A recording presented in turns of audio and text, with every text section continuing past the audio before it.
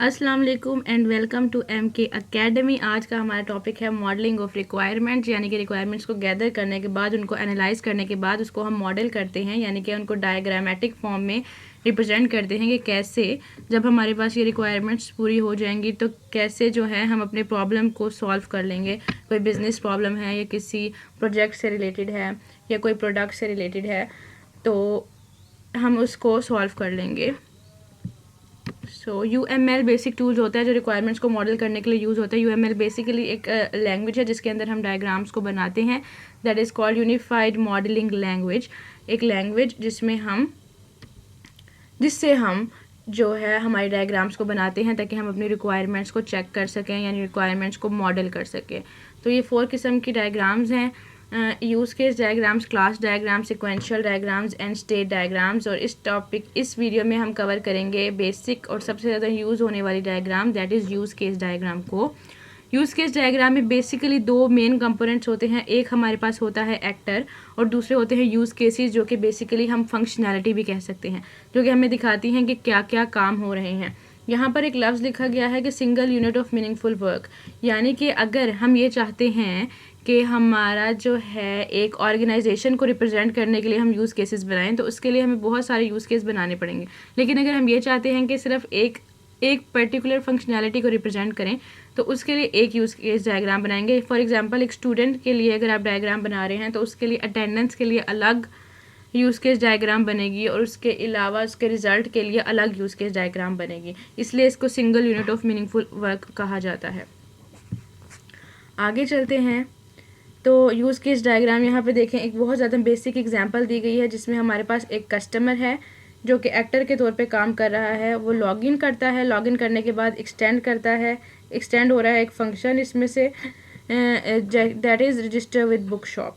Extend और include 2 चीज़ें होती हैं जो कि मैं आगे थोड़ी सी देर बाद एक्सप्लेन करूँगी।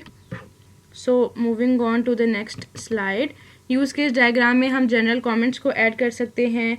यूज़ केस डायग्राम के अंदर जो है हम रिक्वायरमेंट्स को थोड़ा सा डिफ़ाइन कर सकते हैं पहले ही कमेंट्स की फॉर्म में, ताकि जो हमारी डायग्राम को यूज़ करे या देखे तो उसको समझ आ जाए। इसके अलावा कॉन्स्ट्रेंट्स हम देखते हैं कि कुछ कंडीशंस जिनको हम प्री कंडीशंस के तौर पे देखते हैं कि ये चीज़ हो जानी चाहिए, यानी कि क्रिएट ऑर्डर होना चाहिए मॉडिफाई ऑर्डर होने से पहले।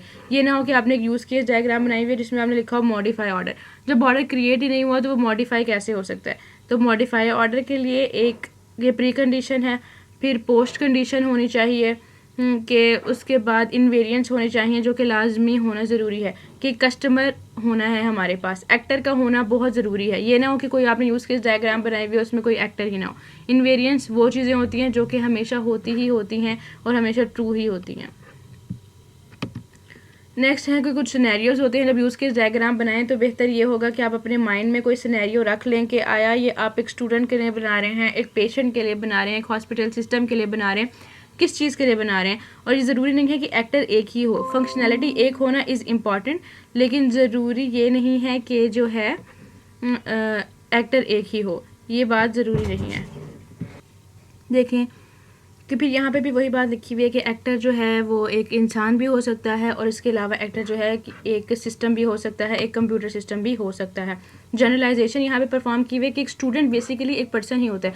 तो अगर आप ये करें कि आप एक स्कूल का जो है सिस्टम बना रहे हैं उसमें आप एक्टर को पर्सन दिखाने के बजाय स्टूडेंट दिखा दें तो ये एक बेहतर तरीका होगा। इसके अलावा ठीक है, आप डिफरेंट एक्टर्स भी यूज़ कर सकते हैं यूज़ केस डायग्राम के अंदर। और यूज़ केस डायग्राम को बनाने से पहले आपकी कुछ रिक्वायरमेंट्स होनी चाहिए कि क्या आप एक्सपेक्ट करें अपने सिस्टम से, तभी तो आप यूज़ केस में दिखाएंगे कि हाँ इस तरह से जो है हमारा सिस्टम काम कर रहा होगा। अब आगे हम चलते हैं इंक्लूड और एक्सटेंड रिलेशनशिप की तरफ। एक्सटेंड बेसिकली ये होता है जब एक यूज़ केस कंडीशनली एक स्टेप को आगे ऐड कर देती है। क्या कहते हैं कि हाँ ठीक है, ये कंडीशन अगर फुलफिल हो गया तो फर्दर ये हो सकता है, ठीक है। और ये कंडीशनर होता है, जबकि इंक्लूड में ये होता है कि कोई फंक्शन वो स्टैंड अलोन नहीं कर सकता, उसको ओरिजिनल यूज़ केस की ज़रूरत होती है ताकि वो अपना काम कर सके। आगे एग्जांपल्स भी होंगी इसकी, लेकिन मैं आपको दोबारा से बता देती हूँ कि इंक्लूड डिपेंड कर रहा होता है। जब हम किसी चीज़ को, किसी फंक्शनैलिटी को इंक्लूड करवाते हैं तो वो अपनी पेरेंट फंक्शनैलिटी के ऊपर डिपेंड कर रहा होता है।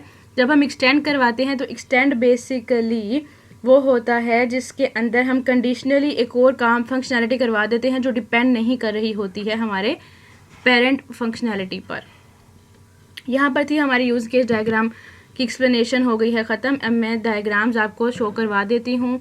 ये एक पहले है हमारे पास एक ऑनलाइन शॉपिंग सिस्टम की डायग्राम, एक सिंपल सी डायग्राम है जिसके अंदर हमारा ये कस्टमर एक एक्टर है, ये हमारी सर्विस अथेंटिसेशन एक्टर है, आइडेंटिटी प्रोवाइडर एक्टर है, क्रेडिट पेमेंट सर्विस एक्टर है और पेपॉल।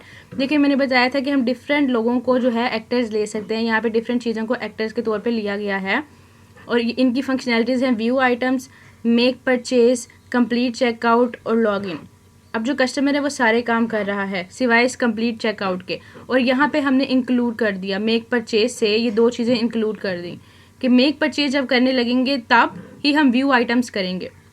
और इसके अलावा जो कंप्लीट चेकआउट है, जब तक परचेज ही नहीं होगी तो चेकआउट कर किस चीज़ को चेकआउट किया जाएगा, इसलिए कंप्लीट चेकआउट डिपेंड कर रहा है मेक परचेज के ऊपर, इसलिए ये इसका है इंक्लूड रिलेशनशिप।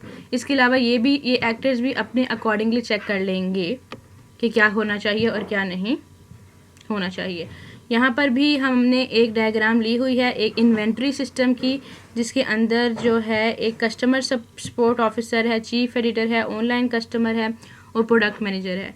और यहाँ पे ये फंक्शनैलिटीज़ हैं कि वो ऐड न्यू टाइटल्स कर सकता है, manage publishers, manage titles, create orders और live stock levels, list stock levels.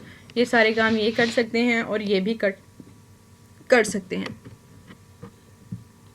इसके बाद थोड़ी सी हैवी सी तो नहीं लेकिन डिफरेंट यूज़ केस डायग्राम यहाँ पे शो हो रही हैं विदाउट बाउंड्रीज।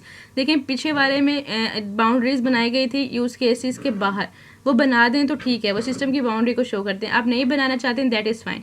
यहाँ पे डिफरेंट जो है शो बनाए गए हैं यूज़ केस डायग्राम। जैसे कि मैंने आपको पहले ये बात बता चुकी हूँ कि जब अगर हमने एक पूरी ऑर्गेनाइजेशन को दिखाना है अपने यूज़ केस डायग्राम्स के ज़रिए तो हम डिफरेंट यूज़ केस डायग्राम्स बनाएंगे। यहाँ पर एक पूरा स्कूल, एक पूरा कॉलेज सिस्टम को बनाया गया है। यहाँ पे एक स्टूडेंट से रिलेटेड है, यहाँ पे ग्रेड एडमिनिस्ट्रेटर और इंस्ट्रक्टर से रिलेटेड है, यहाँ पे पोस्ट ऑफिस से रिलेटेड है, यहाँ पे अप्लाई फॉर ग्रांट से रिलेटेड है और रजिस्टर से रिलेटेड है। यानी कि डिफरेंट यूज़ केस डायग्राम बना दी गई हैं। अब मैंने इस वीडियो के अंदर बेसिक एग्जाम्पल्स दी हैं और इसके अलावा थोड़ी बहुत एक्सप्लेनेशन इसको एक्सप्लेन करने की कोशिश किया है ताकि बेसिक कॉन्सेप्ट जो हैं वो क्लियर हो जाएं। इन केस अगर आपको कोई क्वेश्चंस हैं तो आप हमारे कमेंट सेक्शन में पूछना ना भूलें। यहाँ पे ये देखें इन्होंने एक्सटेंड भी किया हुआ है, एक्सटेंड की मेरे ख्याल है पीछे एग्जांपल नहीं है, यहाँ पे इन्होंने किया हुआ है एक्सटेंड के डिस्ट्रीब्यूट ट्रांसक्रिप्ट्स। डिस्ट्रीब्यूट ट्रांसक्रिप्ट इस पर इसको अच्छे तरीके से डिफ़ाइन कर रहा है लेकिन इसके ऊपर डिपेंड नहीं कर रहा, इसलिए इसको हम एक्सटेंड कहेंगे, लेकिन वो इससे जनरेट तो हो रहा है ना, इसलिए ये इसका एक्सटेंड रिलेशनशिप है। तो आप थैंक यू सो मच। यहाँ पर ये वीडियो ख़त्म होती है और in case of questions again I am saying कि आप हमारे कमेंट सेक्शन में पूछना ना भूलें। और उसके बाद है नॉर्मल ड्रिल, यानी कि लाइक करें हमारी वीडियो को और सब्सक्राइब करें हमारे चैनल को। Thank you so much.